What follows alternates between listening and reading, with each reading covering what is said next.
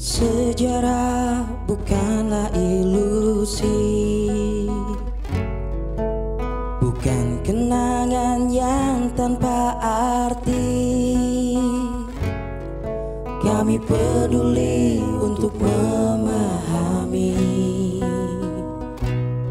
sejarah bangsa ini.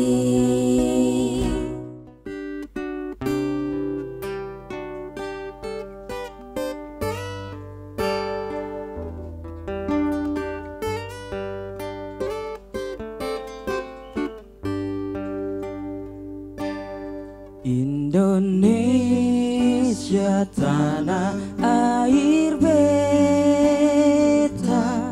pusaka abadi nan jaya. Indonesia sejak dulu kala tetap dipuja-puja bangsa. Di sana tempat lahir beta, dibuai dibesarkan bunda, tempat berlindung di hari tua, sampai akhir menutup mata.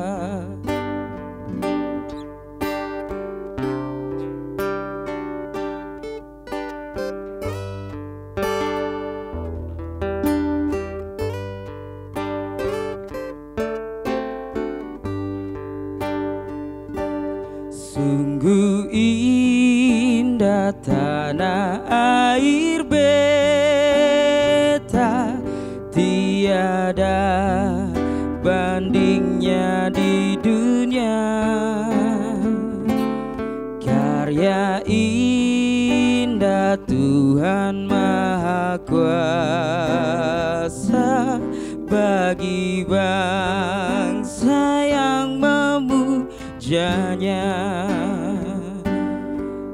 Indonesia ibu pertiwi, kau ku puja, kau ku kasihi. Tenagaku bagian pun jiwaku, kepadamu rela ku beri. Tenagaku bagian pun jiwaku,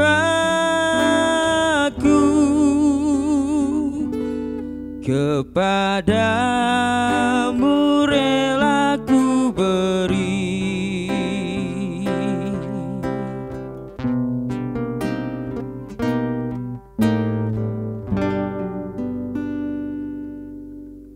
Serenada sejarah, Serenada sejarah.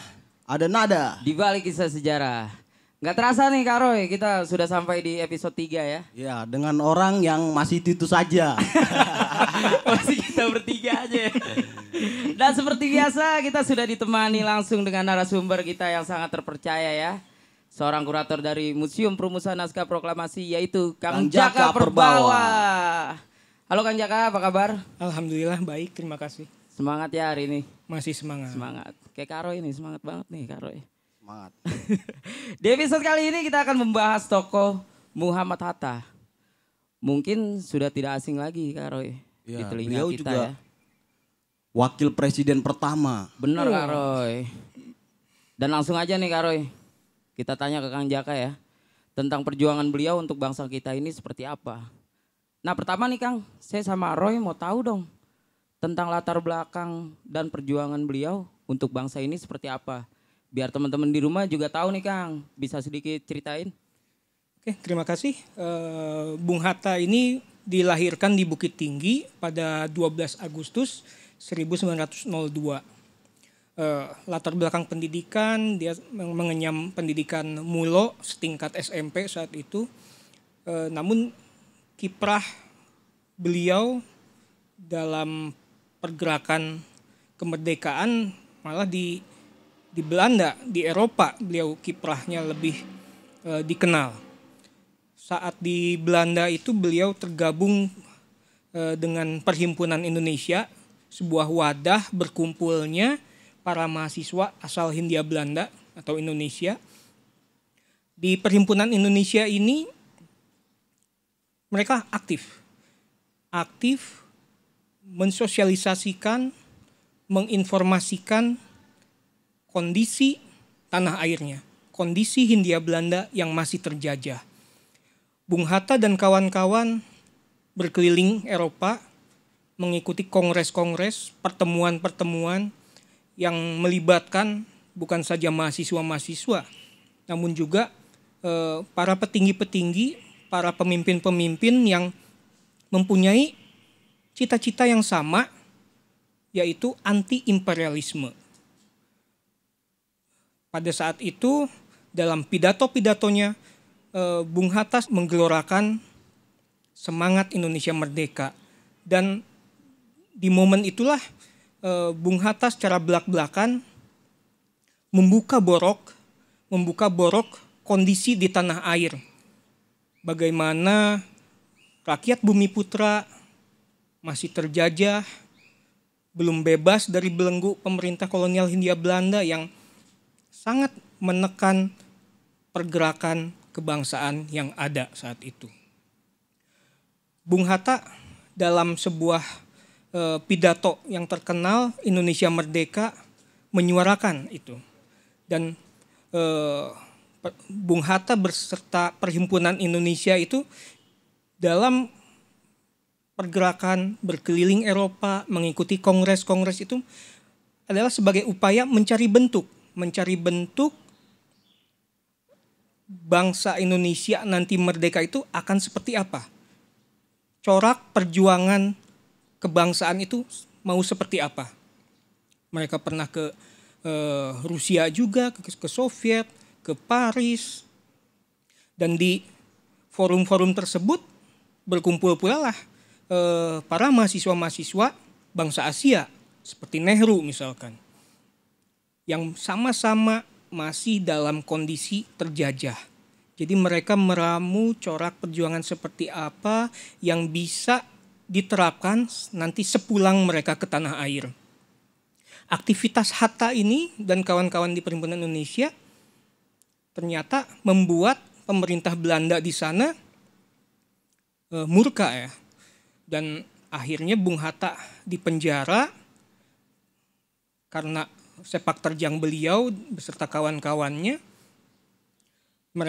Bung Hatta dipenjara dan akhirnya ketika pulang ke tanah air setelah dibebaskan, Bung Hatta pun membentuk PNI baru pada tahun 1932. Seperti itu kurang lebihnya. Jadi Bung Hatta itu di Perhimpunan Indonesia itu sebagai apa, Kang? Beliau sempat menjadi ketua. Sempat menjadi ketua pada tahun 1925, di mana Perhimpunan Indonesia mengeluarkan manifesto politik yang bermuara ke tujuan kemerdekaan Indonesia. Memang dia yang mencetuskan untuk ada Perhimpunan Indonesia itu, Kang?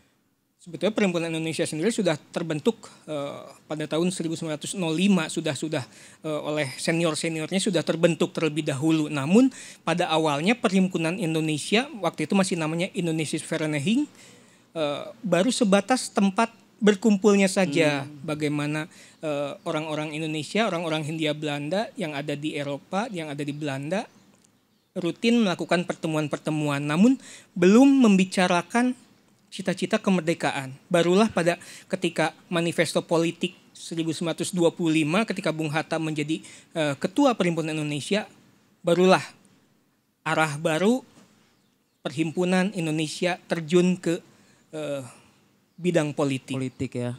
Makin banyak pergerakannya, Kang ya. Tentu. Mungkin Kak Roy mau bertanya? Ada yang menarik nih Kang dari Bung Hatta. Saya membaca sedikit artikel, beliau juga dijuluki sebagai Gandhi of Java. Maksudnya apa tuh Kang? Gandhi of Java. Gandhi of Java itu sebutan dari wartawan Jepang. Jadi ketika Bung Hatta bersama pamannya berangkat ke Jepang pada 1933, setelah turun dari kapal laut ternyata sudah disambut oleh wartawan-wartawan Jepang dan warga Jepang. Disitulah tercetus bahwa Bung Hatta itu seperti Mahatma Gandhi yang hidup sederhana, melakukan perlawanan terhadap Inggris di India itu dengan tanpa kekerasan, berjuang tanpa kekerasan. Jadilah warga Jepang, wartawan Jepang menganggap ada kesamaan antara Bung Hatta dan Mahatma Gandhi dalam corak perjuangannya. Oh, jadi begitu ya, Kang? Udah terjawab kan Kak Roy? Iya. Kita kayaknya harus merefleksikan diri lagi nih kita ya. Seperti biasa. Biar Seperti biasa. urat-urat syaraf agak-agak Benar. kendur. Biar otak kita nggak terlalu tegang kan ngebahas sejarah ini. Benar-benar Kak Randi. Kira-kira lagu apa yang cocok ya? Ada judul lagunya Bung Hatta, judulnya. Penciptanya Iwan Fals. Oh iya. Bawain ya. Oke.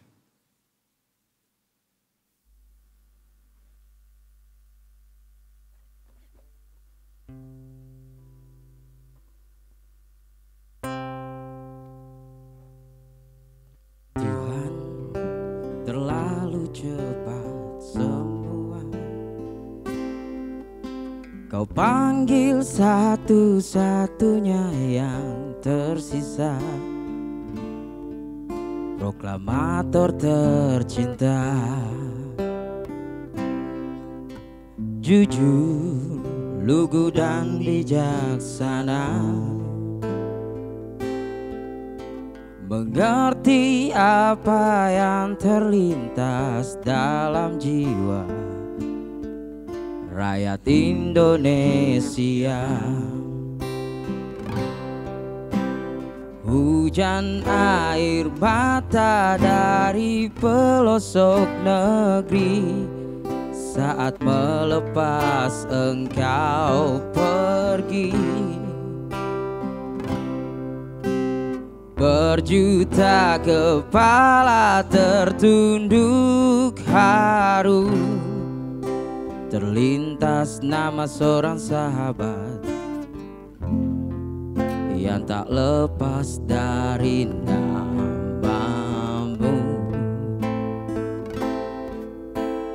Terbayang baktimu, terbayang jasamu, terbayang jelas jiwa sederhanamu,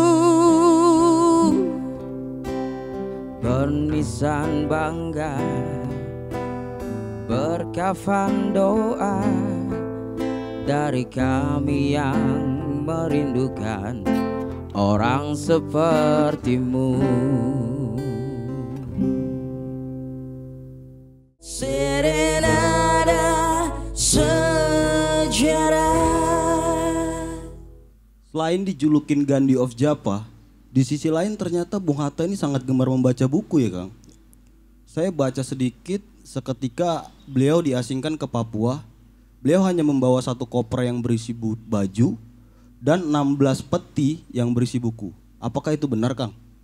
Ya memang begitulah Bung Hatta. Jadi ketika beliau dibuang ke Bovendigul pada awal 1935, beliau itu ketika mendarat turun dari kapal laut, beliau menghubungi suku-suku asli sana untuk membawa 16 peti buku itu ke kamp pengasingan di Bovendigul. Dan setelah beberapa bulan kemudian harus dipindahkan ke Banda Neira, kembali suku asli Papua itu dilibatkan untuk memboyong semua koleksi buku Bung Hatta. Jadi selama di pembuangan juga Bung Hatta selain membaca buku, baik itu di Bovendigul maupun di Banda Neira, beliau melakukan kuliah-kuliah, memberikan kursus-kursus pembelajaran kepada pemuda-pemuda yang ada di Bovendigul dan Banda Neira. Karena beliau beranggapan rakyat di sana perlu tercerahkan juga. Jadi dengan bermodalkan buku-buku yang dibawa, Bung Hatta mencurahkan pemikiran-pemikirannya agar ada transfer antara para pemimpin yang dibuang dengan masyarakat asli di sana. Bung Hatta itu pernah bicara bahwa biarlah raga terpenjara asalkan ada buku bersama saat pembuangan, itu tidak dipermasalahkan oleh Bung Hatta. Karena dengan buku kita bisa tetap tercerahkan pemikirannya, tidak akan terpenjara seperti raganya. Buku adalah jendela dunia. Bener Kak Roy. Kak Randi harus tahu itu. Gudang ilmu juga Kak Roy. Nah, untuk generasi-generasi muda sekarang ini Kang, apa nih pesan yang bisa kita kutip untuk anak-anak muda nih dari Bung Hatta? Ya, selain hidup sederhana seperti Bung Hatta ajarkan, yaitu tadi, bacalah buku. Karena dengan buku kita bisa mengaplikasikan apa yang ada dalam pikiran kita, dituangkan ke dalam sebuah karya apapun. Dengan adanya buku, semua bisa terbuka cakrawalanya untuk generasi saat ini. Jangan lupakan itu. Jadi itu Kak Roy, pesan-pesan untuk generasi muda saat ini ya Kang. Harus lebih giat membaca buku agar bisa mengetahui apa yang ada di dunia ini. Bener Kak Roy. Satu pertanyaan terakhir nih Kang, saya mau tanya. Ini pertanyaan yang sangat menarik ya di bidang kita berdua ini. Apakah beliau suka kesenian khususnya di musik ya? Apakah ada lagu favorit gitu, 1-2 lagu favorit dari beliau? Kalau untuk bidang seni sebetulnya Bung Hatta tidak memiliki kemampuan itu ya. Jadi ketika di masa sekolah pun dia tidak tertarik dengan dunia seni. Namun dia memiliki 2 lagu favorit, yaitu lagu Rayuan Pulau Kelapa dan Indonesia Pusaka. Oh, Indonesia Pusaka yang tadi kita bawain Kak Roy. Tuh. Yang pertama kita bawain. Boleh nanti penutup kita bawain Rayuan Pulau Kelapa ya. Spesial untuk Bung Hatta. Nah, itu dia sejarah singkat tentang Muhammad Hatta ya, Bung Hatta. Jadi buat teman-teman di rumah yang mau tahu lebih dalam tentang tokoh Muhammad Hatta, kalian bisa langsung datang ke Museum Perumusan Naskah Proklamasi karena ini sudah new normal ya. Karena kemarin sempat tutup karena PSBB, jadi museum juga tutup ya. Tapi sesuai anjuran pemerintah juga, walaupun sudah new normal, kita harus taati anjuran pemerintah Kak Roy. Harus tetap pakai masker dan sebelum masuk museum kita harus cuci tangan dulu ya. Kita sudah menyediakan. Dan seperti biasa kita selalu ada giveaway di setiap episodenya. Mau tahu gimana caranya giveaway? Dapat giveaway ya maksudnya. Yoi. Gimana caranya? Gimana Kang caranya Kang? Kalian bisa like, subscribe kanal YouTube Museum Perumusan Naskah Proklamasi, dan bagi kalian yang memberikan komentar terbaik yang paling menarik, museum akan memberikan komik Bung Hatta 10 komik untuk kalian. Nah itu teman-teman di rumah itu caranya ya. Jangan lupa like dan subscribe. Oke, sebagai lagu penutup kita bawain lagu favorit Bung Hatta ya, yang berjudul Rayuan Pulau Kelapa. Ciptaan Ismail Marzuki. Tahu Kak Roy ya?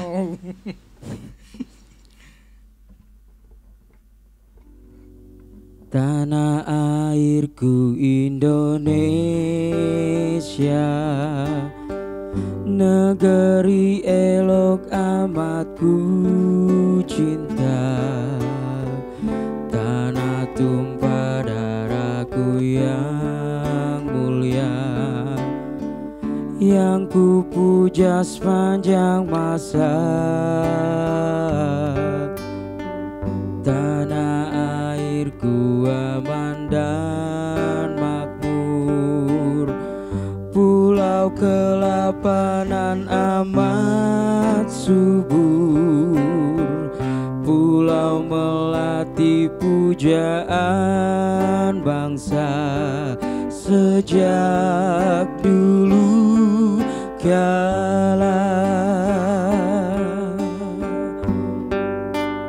Melambai-lambai nyiur di pantai,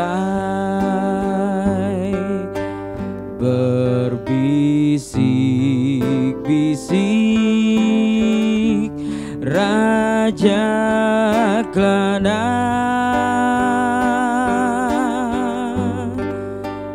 memuja pulau nan indah permai, tanah airku Indonesia,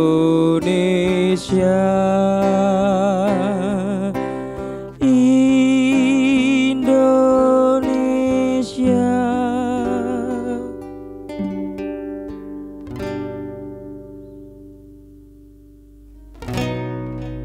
Sejarah bukanlah ilusi, bukan kenangan yang tanpa arti. Kami peduli untuk memahami sejarah bangsa ini.